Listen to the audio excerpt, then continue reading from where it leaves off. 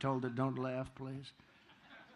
But I'll bet inside she was laughing last night when she saw the way Joe Biden left, because that was a coup. That was a coup. And I'm no fan of his at all.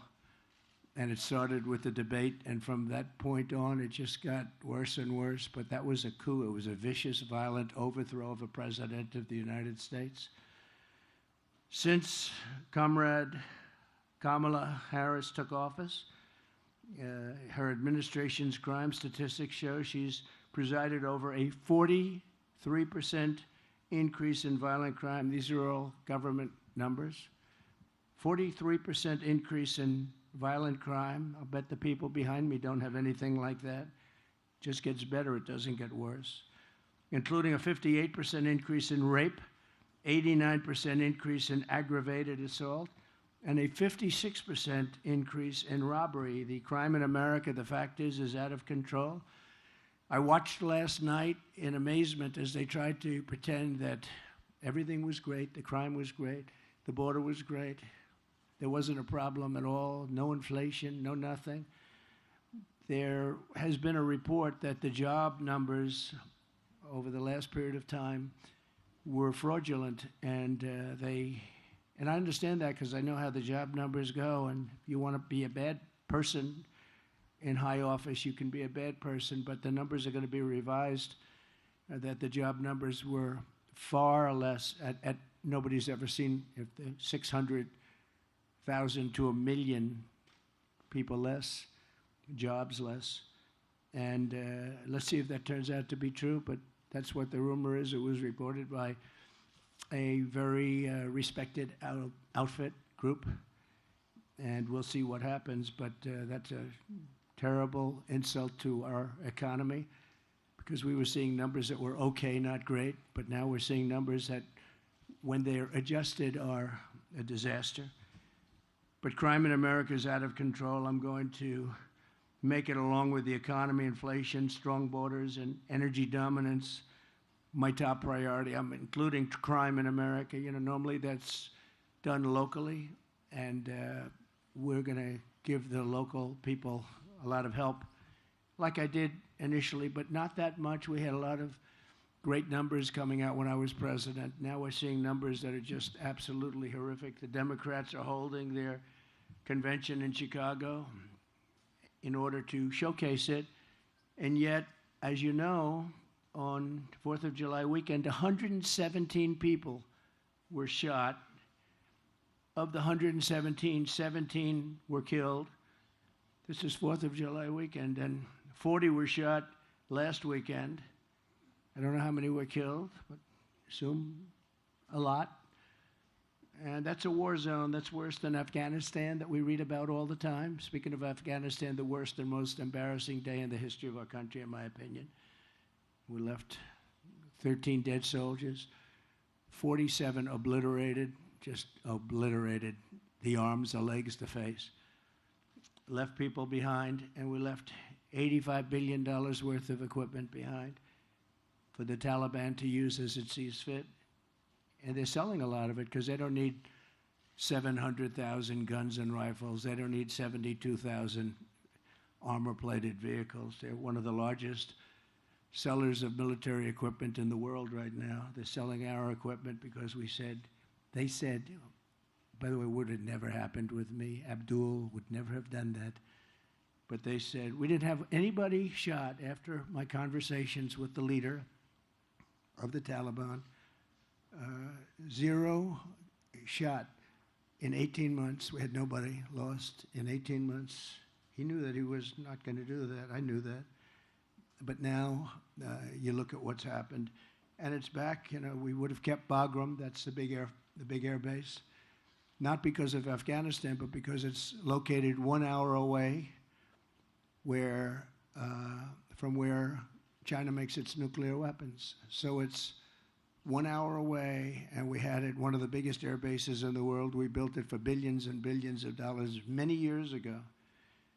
Got the biggest runways, the biggest everything, and we just walked away from it, gave it to them, and now China's occupying it. And I thought that the scene a few days ago of the 3rd anniversary, they call it the defeat of America, was one of the ugliest scenes that I've seen on television in a long time. I've seen some pretty bad ones, so have you. We're witnessing some pretty bad ones. They had a parade where the parade was all of our equipment, a lot of our equipment, brand new, beautiful, armor-plated trucks coming down a road and people cheering. Not that many people cheering, actually, but there were people cheering. But they were making us look very bad because we have a fool. A fool is a president. They lied last night about things that nobody's ever seen. They lied about soldiers at a gravesite. They lied about Charlottesville. They lied about inflation. The inflation's been absolutely horrible, absolutely horrible. And everyone knows that we had virtually no inflation. They had 9%, but that wasn't including some of the things that went up more than anything else. They gave themselves a pass. But mothers will no longer be losing their children because of weak liberal policies and politicians that have given up on securing a crime-free America. We want a crime-free America. We're going to stop violent crime in the United States. And it's people like this that can do the job better than anybody. They do the job justly and fairly, but there's nobody like these people. Thank you. Thank you, guys. There's nobody like them, so they can do it. They have to be given back their rights and their dignity. They have to be allowed to do their job. We're going to be guaranteeing immunities and and I'm not looking necessarily just here, but we have police in various areas that are pretty rough areas. If they do their job, if they're diligent in doing their job, they go after the police officer rather than the criminal. They lose their house, they lose their pension, they lose their family, they lose everything. They lose everything. And we're going to make sure that doesn't happen. Over the past 4 years, the Marxist left has waged a vicious war on law enforcement in our country. They've taken away the dignity and the spirit and the life of some of these police officers, and that's why you see it. The crime is so out of control in our country. I mean, you have cities, I will say this, the top 25, almost all are run by Democrats, and they have very similar policies. It's just insane. But you can't walk across the street to get a loaf of bread. You get shot, you get mugged, you get raped, you get whatever it may be. And you've seen it, and I've seen it. And it's time for a change. We have to bring back our cities. We have these cities that are great cities where people are afraid to live in them now. They're fleeing the cities of our country, what we would consider, what we did consider. You know, interestingly, like New York, when I left for Washington, New York we had a very bad mayor, de Blasio, but he wasn't there that long, and he couldn't ruin what took place. But we had a city that was so wonderful and so thriving, and just in a few short years, that changed. New York State is doing terribly. I heard the governor last night speaking so viciously and violently about me, but she doesn't speak about what they've done to destroy the state. The law enforcement has been decimated. The judges, what's gone on with the judges in New York, there's no justice. We're not getting justice in New York. And yet she speaks so bravely about things that she shouldn't be speaking about. But you look at radical liberal Kamala Harris. She's been the ringleader for this anti-crime and the anti-police crusade. It's a real anti-police crusade. They just have it out for the police. Nobody knows why. I don't understand why from a common sense. I like to say the Republican Party is now the party of common sense. Conservative, yeah, I guess conservative. It doesn't matter. It's the party of common sense. We want to have borders. We want to have strong police protection. We want a military that can protect us. We want great schools, school choice, ideally. We want to have a good life. We want to be safe. But let's review Kamala's pro-crime, anti-police record. She repeatedly endorsed defunding the police, which I said, and it's at a level that, and it never goes away. You know, when you're a defunder or when you are even a politician, your first thought usually is the thought that you go with. If she ever had a chance, she would do whatever she could to defund the police, because that's where her spirit is, that's where her heart is. And we can't have a president like that. She sponsored a bill to strip police officers of legal protection, leaving you at the mercy of the lawless Marxist prosecutors who want to lock up police officers for sport. They lock them up, in many cases, long before they lock up the criminal. And they go after them, too, violently. They don't go after the criminals. Murderers are released 2 hours after the murder. She wants to bankrupt the police unions. He wants to destroy policemen in general. And they ruin your lives, your jobs, and they ruin everything you've lived for, everything you've felt that you want to make great. You want to make our country great. When I'm president of the United States again, we will never even think about or mention the words defund the police. We'll never think about that again. It's got to be put away. It's a bad situation. It's a bad concept. The concept is so chilling and so horrible to think that what we should be thinking about is the opposite of defunding, refunding, you call it. We'll refund, but we want to help the police. They have a very dangerous job. And lately I see if somebody, I was with a great family a few months ago, opens the door to a car and gets shot. And they have all sorts of protection for the people in the car. You can't have your gun even close to being drawn. You don't know what's happening. A lot of the windows are dark, so you don't know who's in there. But the door opens and just gets shot. Great police officer. In many, many cases, it's a dangerous business, and we have to give them protection, and we have to give them love and respect, and that's what we're going to do. We were doing it, and they're not doing it now.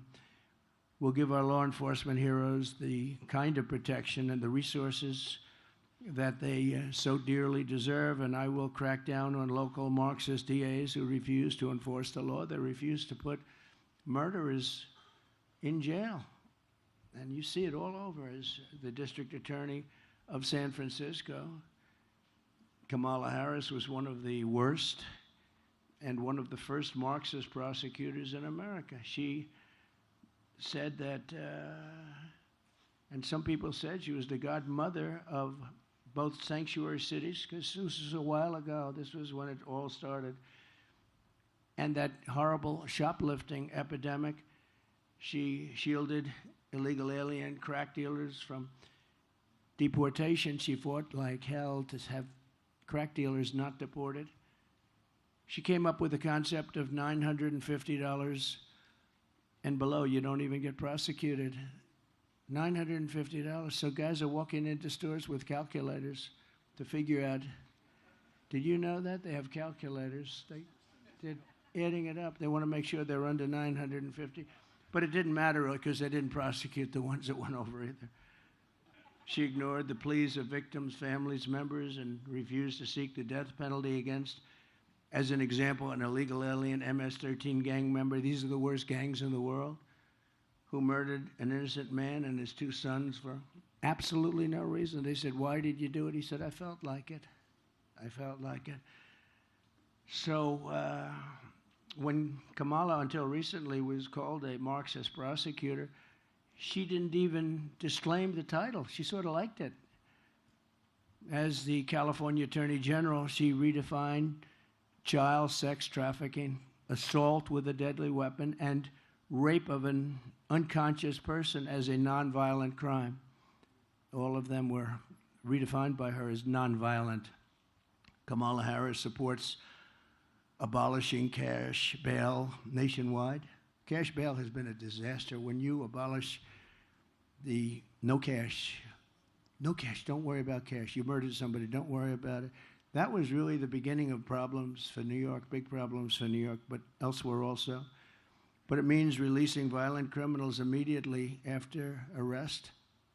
No money involved. Don't worry about it. Go home, enjoy yourself. Many of them disappear. You never find them again.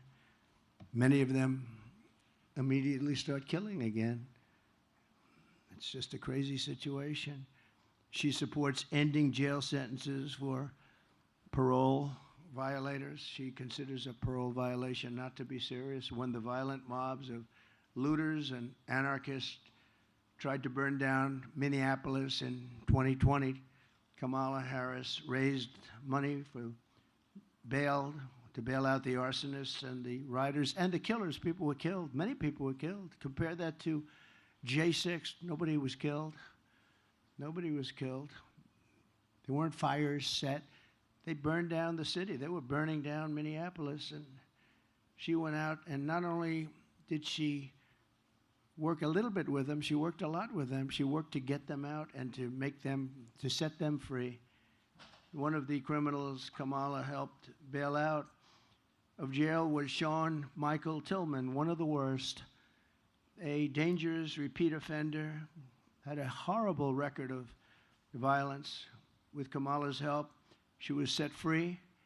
He was set free. He soon went on to murder a man on a train platform for no reason whatsoever in St. Paul, shooting him 6 times in the head and in the torso. No reason whatsoever.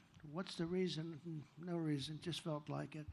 Kamala Harris will deliver crime, chaos, destruction, and death. If she's allowed to be the president of the United States, you'll see levels of crime that you've never seen before.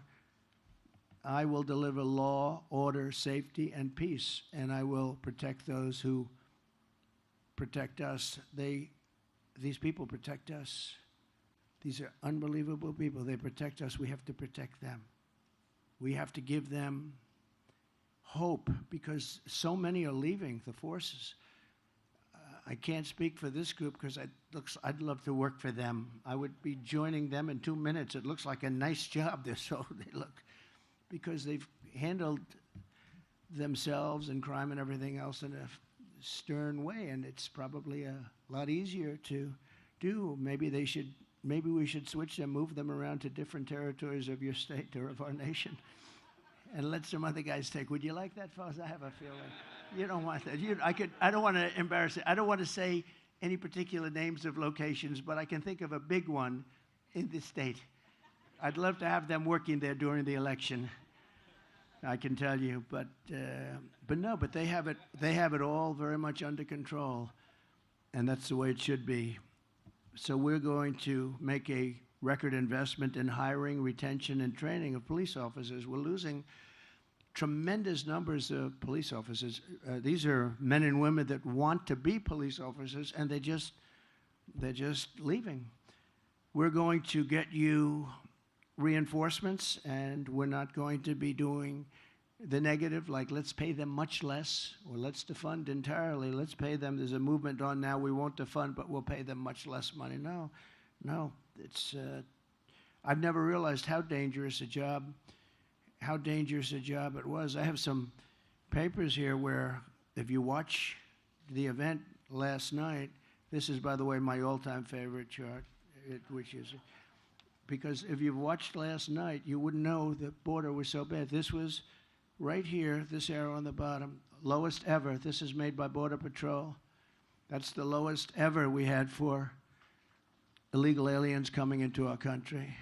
And that was the week I left office. That's the lowest ever. Now, this chart is very dear to my heart for another reason. This was the chart. I said, let me see it. But it says a lot, and we had a couple of instances last night where things were mentioned, so I got it. Did crime rise under Trump and fall under Biden? They said it rose under Trump and they go, no, the opposite is true. Take a look at this here. It said, is it true? Did crime rise under Trump and fall under Biden? No, the opposite is true. This was a study group that went out and doesn't care. They do the numbers. And there was another one, that a historical comparison of the collapse of law enforcement in U.S. cities. The drop in arrest rates over the last few years is without precedent, lowest arrest rates we've ever seen. They don't arrest people anymore. And they shouldn't arrest people for saying the election was rigged, but they like that. They go after guys like me, but they don't go after people that kill people. It's a shame what's happened in our country, but we're going to turn it around. We're going to win big, and we're going to turn it around. We're going to turn it around fast. Thank you.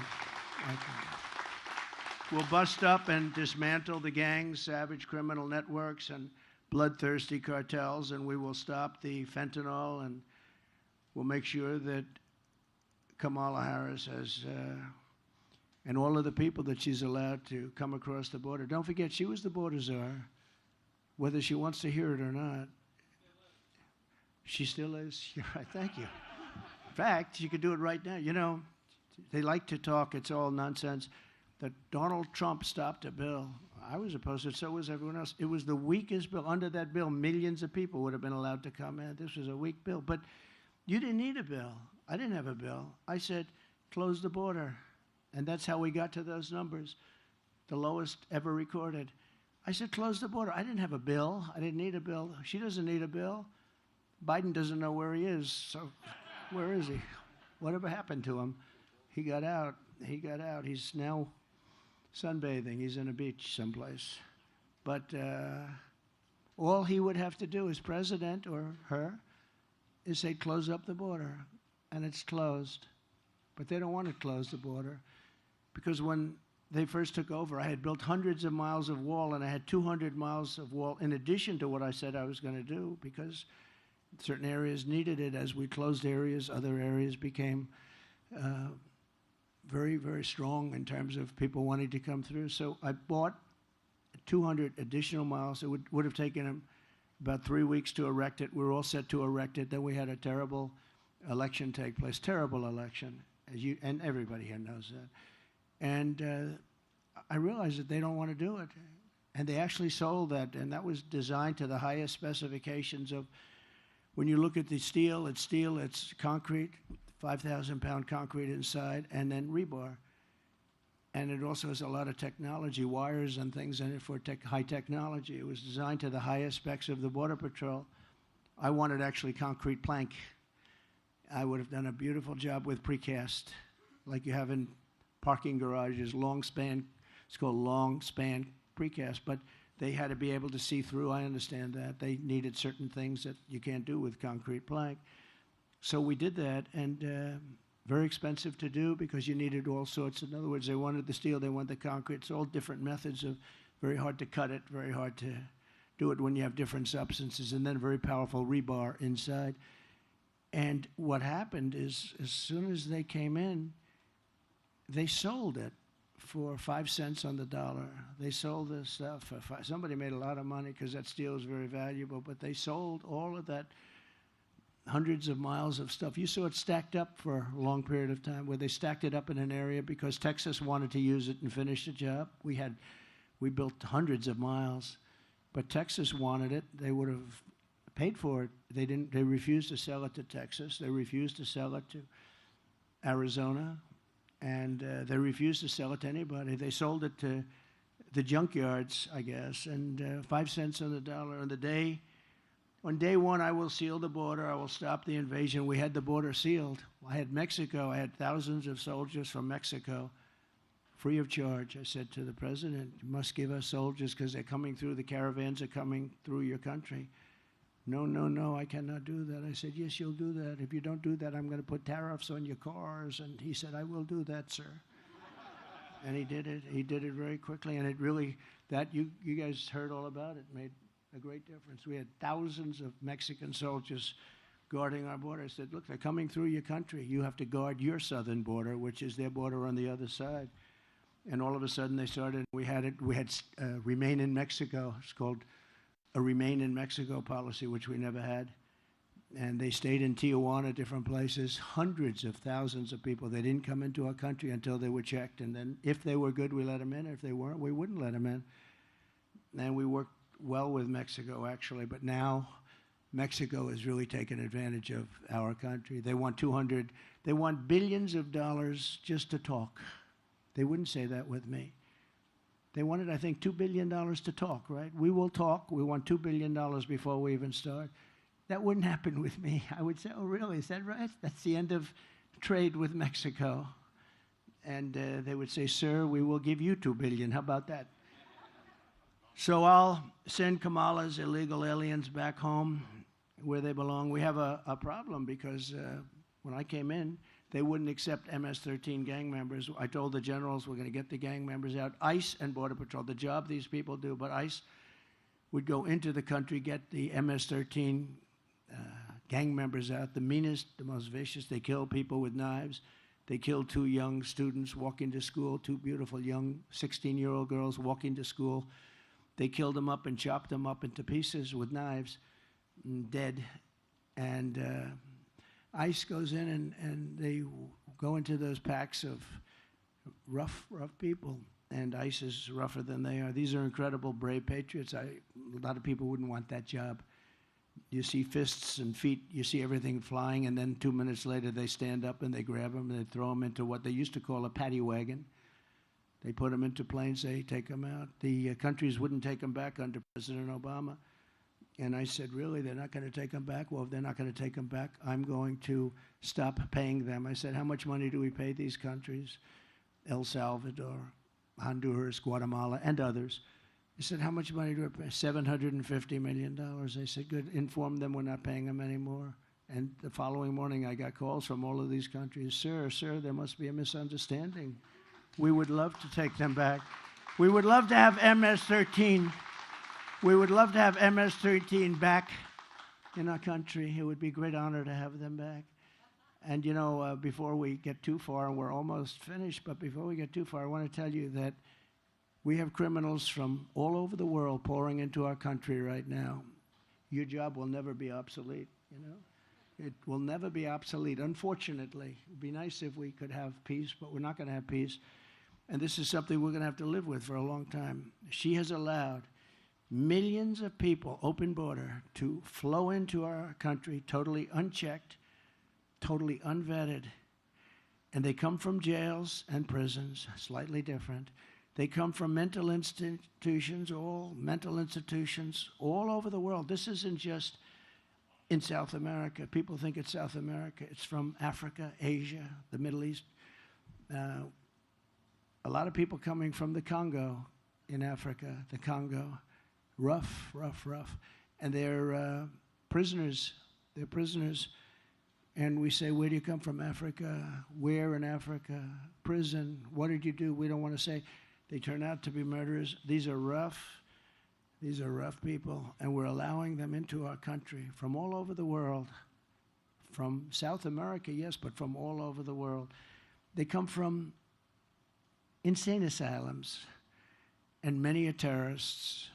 So we have prisoners, mental patients, mental institution patients, terrorists pouring into our country, totally unchecked, unvetted. We have some of the worst terrorists in the world. We know where they are approximately, but we don't know too much, but we know they're the worst. We have the worst terrorists in the world pouring into our country.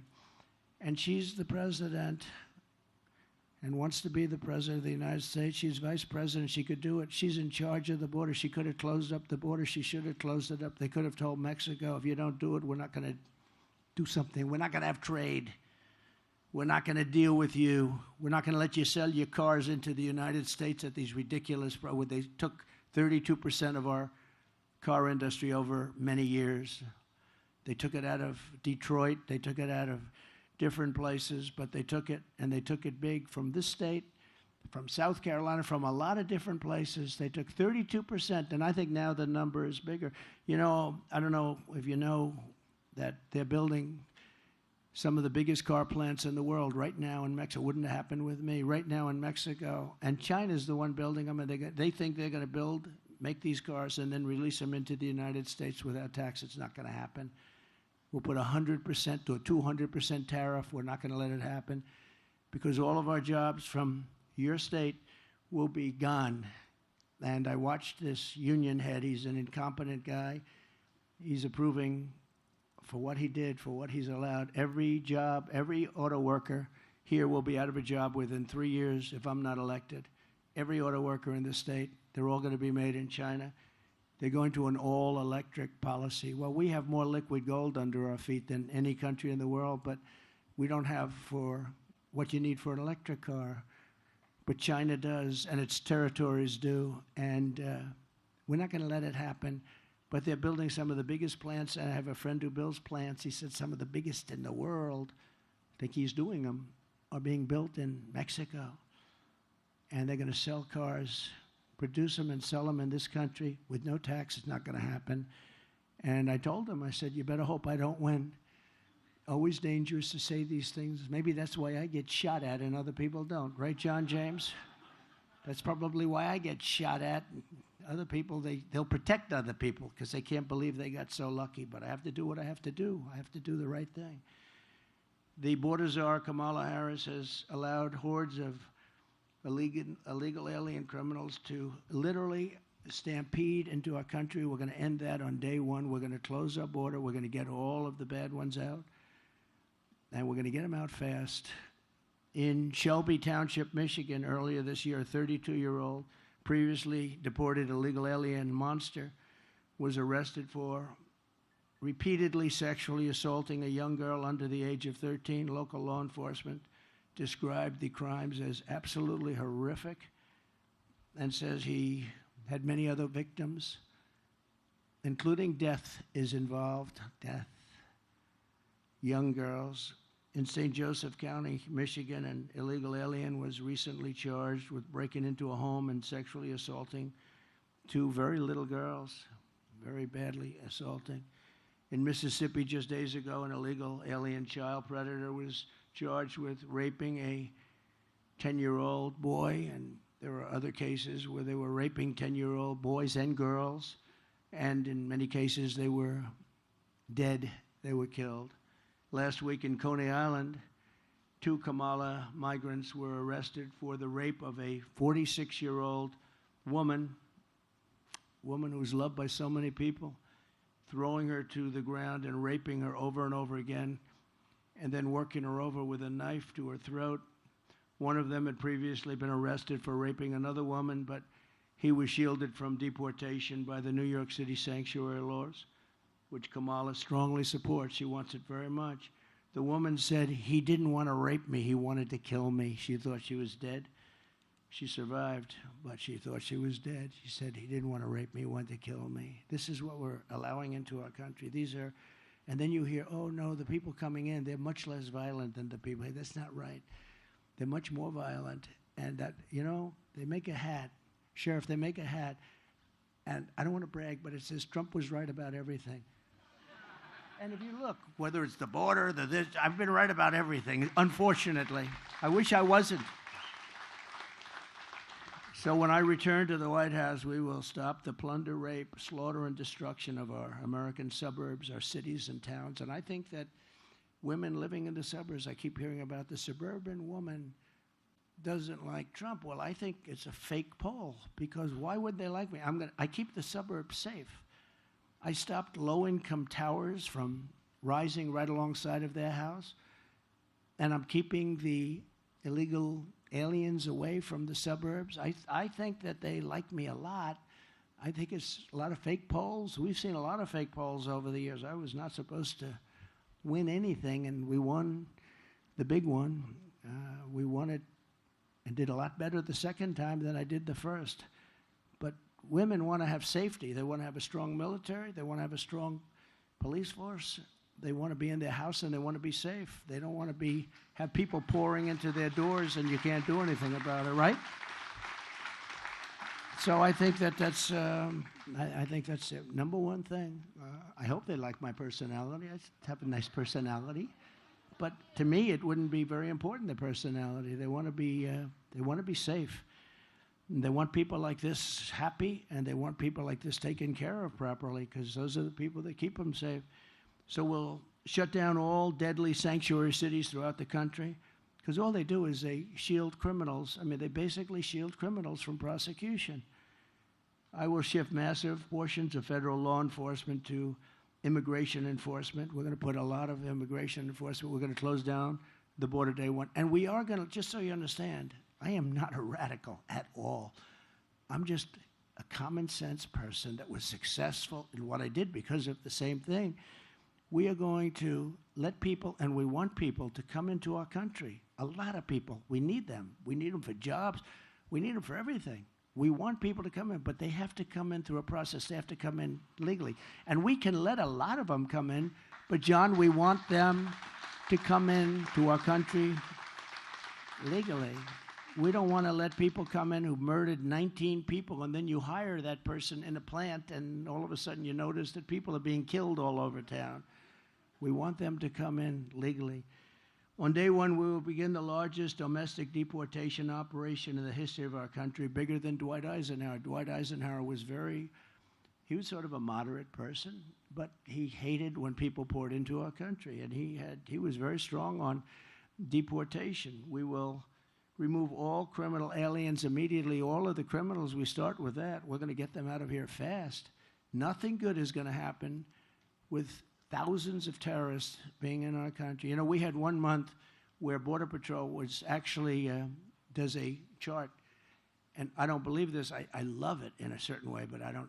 They said in 2019, zero terrorists came in. Now, I don't believe that, but it's an awfully good statistic, but it was very few that came in. We were very tough on that. We had everybody checked so carefully. And they added, actually at 2019, they had 0.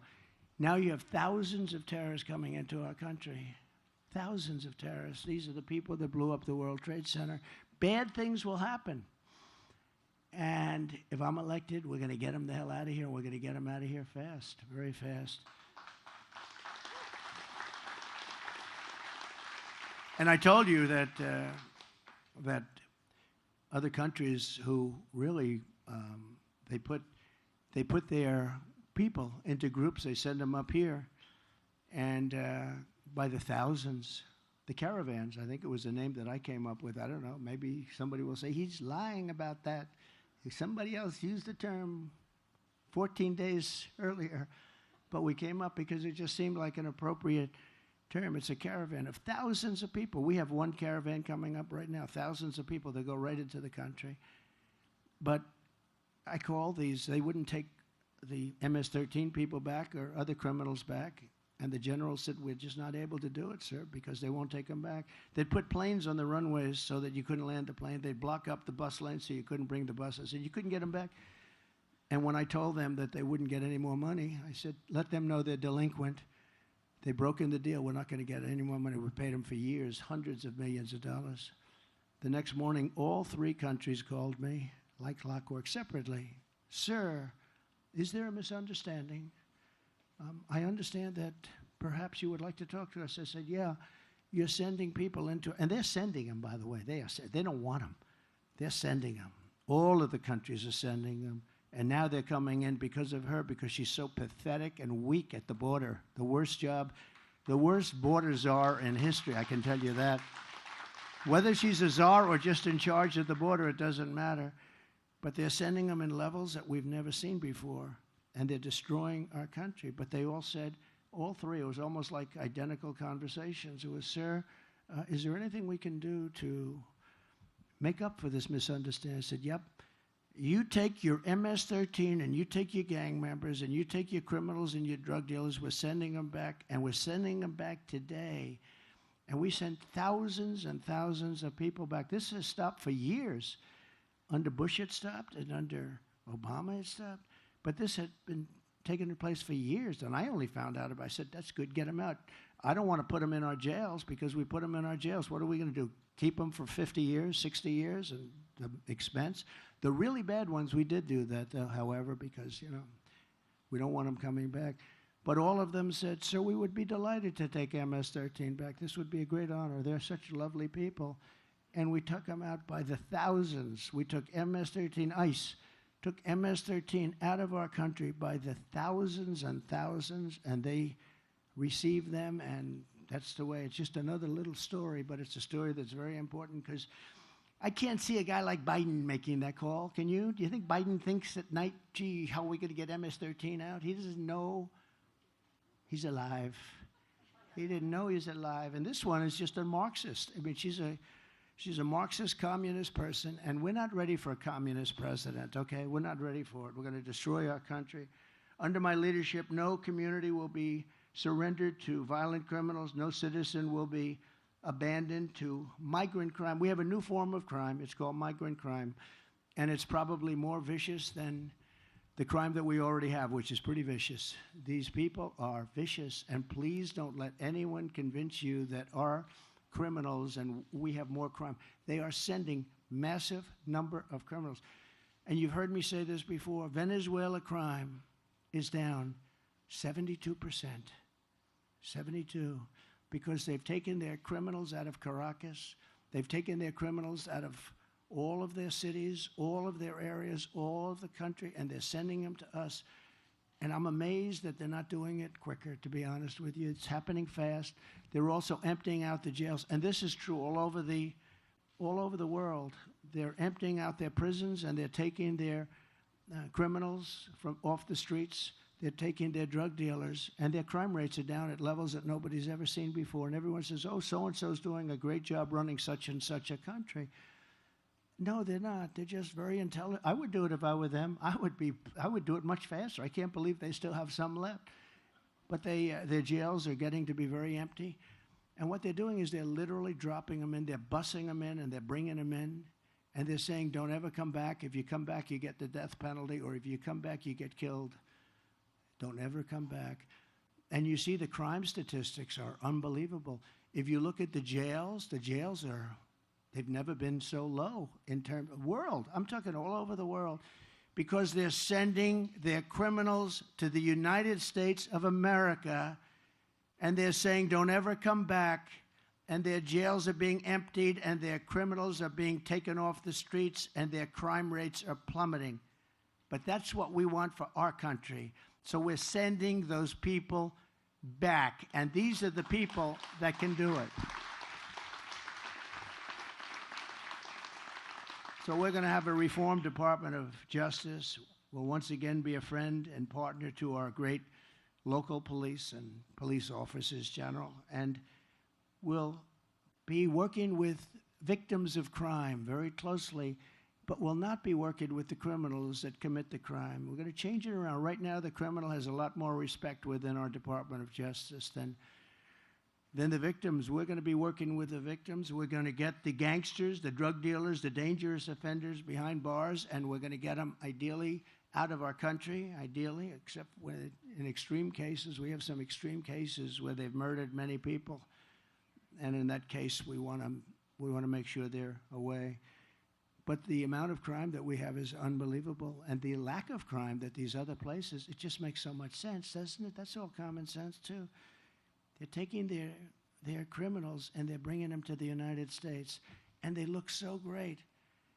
And cities like Caracas, which was a very dangerous place to be, these are cities that have opened up. They have new life, but our country is suffering. And you know, they just got here over the last 2 years, mostly over the last couple of years, during this administration, during our great border czar, who wants to be our president. They'll be laughing.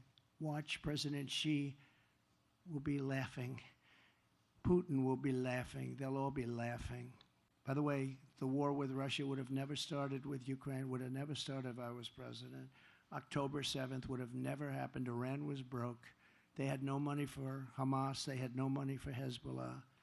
This is a very dangerous time that we're in. It's dangerous in terms of crime and all, but it's very dangerous in terms of a possible World War III. We're very close to World War III, and people don't realize it. We're closer than we've ever been, I think, ever since World War II, but this would be the war of wars because of weaponry. This isn't, as I say, two army tanks going back and forth shooting at each other. The level of power, the level of weaponry that there is in the world today is so bad. It's so dangerous. It's so bad.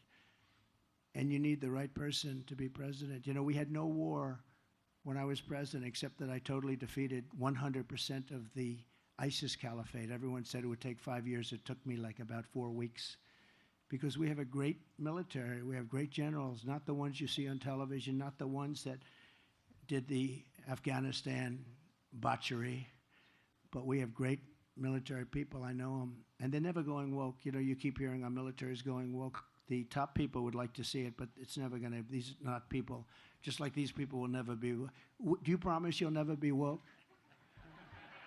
I don't see a lot of wokeness. There's not a lot of wokeness. I don't think so. But we're going to stand up for law-abiding citizens of America. We're going to be really, I think, an inspiration to the world. But we have to start by remedying a situation that was caused by somebody that right now is running for president of the United States. She would be a disaster as president. I love our country. I didn't need this. I didn't have to do this. I didn't need to get indicted by any time I fly over a state. They indict you. I got indicted more than the great Alphonse Capone, right? For nothing. My father's looking down. My mother's looking down. He was such a good boy. I don't know what happened. But I didn't need this. I had a beautiful life. But to me, I wouldn't change it for the world, because we're going to take this country, we're going to make it safe again, and we're going to make America great again. And I want to thank everybody for being here, and God bless you all. Thank you. Thank you very much.